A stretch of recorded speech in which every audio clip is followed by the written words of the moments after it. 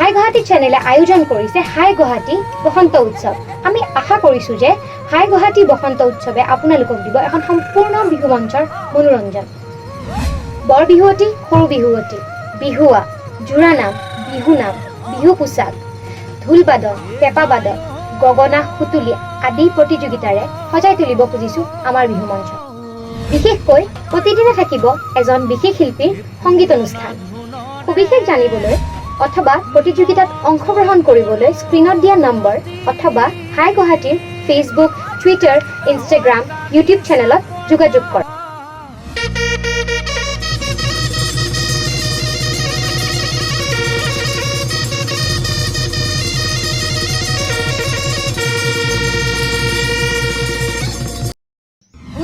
চেনেহৰ মুগাৰে মুহুৰা ও তাতো কৈছে নে হৰৈ মাকো ও তাতো কৈছে নে হৰ বহাগৰ বিহুতি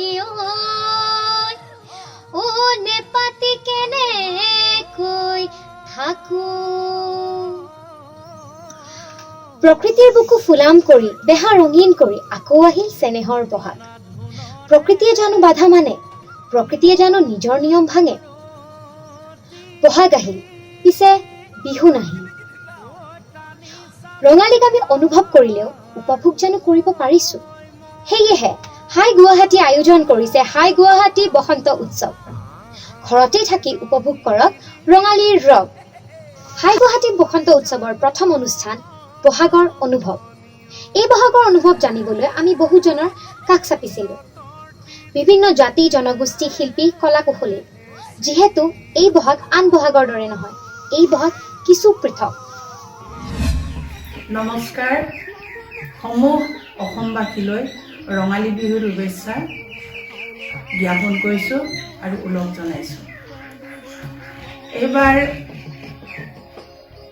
ৰঙালী বিহুত আজিৰ পৰা বিহু, গৰু বিহু, কাইলৈ মানুহৰ বিহু।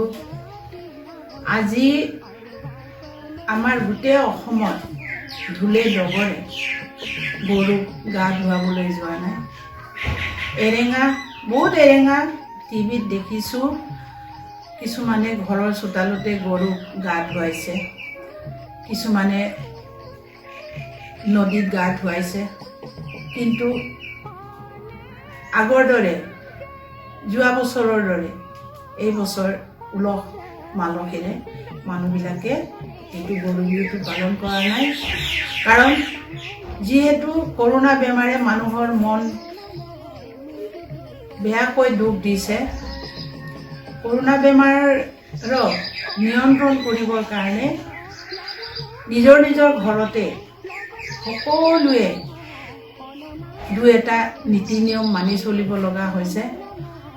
বছৰটো আহিছে, বছৰটো আহিলে মৃতসকললৈ জা জলপান, অন্তত সকলো ডাঙৰক সন্মান কৰিব লাগে ফুলাম গামোচাৰে।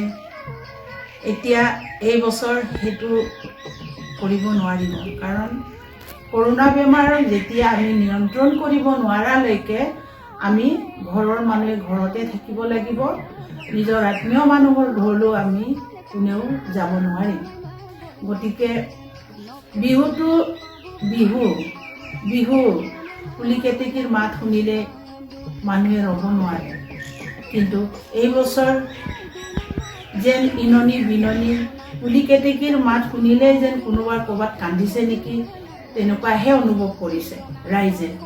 গতিকে মই আপোনালোকক সকলোকে মই আন্তৰিকেৰে কৈছোঁ, ঘৰৰ মানুহ ঘৰতে থাকক। আৰু যদি কৰোণা বেমাৰ আমি যদি নিয়ন্ত্ৰণ কৰিব পাৰিম, তেতিয়া আমি আকৌ বহাগ বিহুটো, যদিও বহাগৰ বিহুটো গ'লেও বহাগ জেঠলৈকে আছে, এই বহাগ মাহতে যদি কৰোণাক আমি যদি নিয়ন্ত্ৰণ কৰিব পাৰিম, তেতিয়াৰ পিছতো আমি বহাগৰ বিহুটো ভালকৈ পাতিবলৈ পাৰিম। কিন্তু আমাৰ শিল্পীসকলে বহাগ বিহু বুলিলে ঘৰতো নবহে, পথাৰতো নবহে, তেনেকুৱা বিহুগীত এটা আছে যে গছকত ভাঙি যাওঁ যঁতৰ, সেইটো কিন্তু এই ঢোল পেঁপা শুনা নাই। সেইকাৰণে শিল্পীসকলেও বা নাচনীসকলেও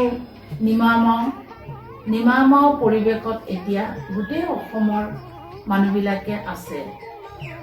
গতিকে মই সেইটোকে আপোনালোকক মই জনাইছোঁ বা আপোনালোকক মই অনুৰোধ কৰিছোঁ, আপোনালোকে ঘৰৰ মানুহ ঘৰতে থাকক আৰু য'তে মানুহ আমাৰ নিজৰ আত্মীয় মানুহবিলাক আছে তেওঁলোকেও তাতে থাকক, যাতে আমি কৰোণা বেমাৰটো নিয়ন্ত্ৰণ কৰিব পাৰিম।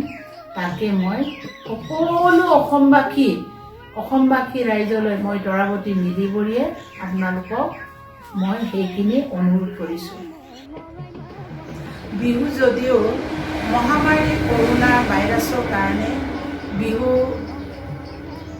বিহু বুলি লগা নাই গাত, গতিকে হ'লেও হাই গুৱাহাটী চেনেলত ঐনিতম কেইপাখীমান মই গাইছোঁ। হয়তো কিছুমানে বেয়াও পাব পাৰে, কিন্তু মই বিহুৰ ৰাণী আছিলোঁ, নাচিছিলোঁ, গাইছিলোঁ, গতিকে পাহৰিব পৰা নাই। জীয়াই থাকোঁ মানে প্ৰীতি কৰিবা, মৰিলে পাবলৈ নাই। ঠিক সেইদৰে মই এতিয়া বুঢ়া হৈছোঁ যদিও মই এতিয়াও নাচনী, গতিকে এতিয়াও মই ঢোল পেঁপা পালেই মই নাচিব মন যায়। গতিকে আজি সকলো সমূহ অসমবাসীলৈ মই ঐনিতমেৰে আপোনালোকক আন্তৰিক শুভেচ্ছা জ্ঞাপন কৰিছোঁ।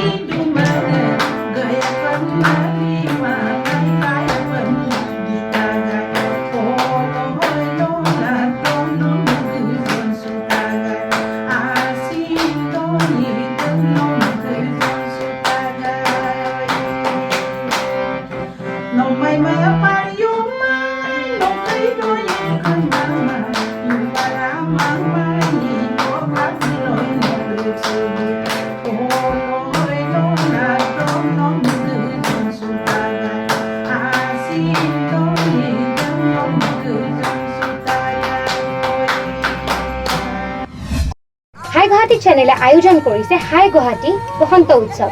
আমি আশা কৰিছোঁ যে হাই গুৱাহাটী বসন্ত উৎসৱে আপোনালোকক দিব এখন সম্পূৰ্ণ বিহু মঞ্চৰ মনোৰঞ্জন। বৰ বিহুৱতী, সৰু বিহুৱতী, বিহুৱা, জোৰানাম, বিহুনাম, বিহু পোচাক, ঢোলবাদন, পেঁপাবাদন, গগনা, সুতুলি আদি প্ৰতিযোগিতাৰে সজাই তুলিব খুজিছোঁ আমাৰ বিহু মঞ্চ। বিশেষকৈ প্ৰতিদিনে থাকিব এজন বিশেষ শিল্পীৰ সংগীত অনুষ্ঠান। সবিশেষ জানিবলৈ অথবা প্ৰতিযোগিতাত অংশগ্ৰহণ কৰিবলৈ স্ক্ৰীনত দিয়া নম্বৰ অথবা হাই গুৱাহাটীৰ ফেচবুক, টুইটাৰ, ইনষ্টাগ্ৰাম, ইউটিউব চেনেলত যোগাযোগ কৰক।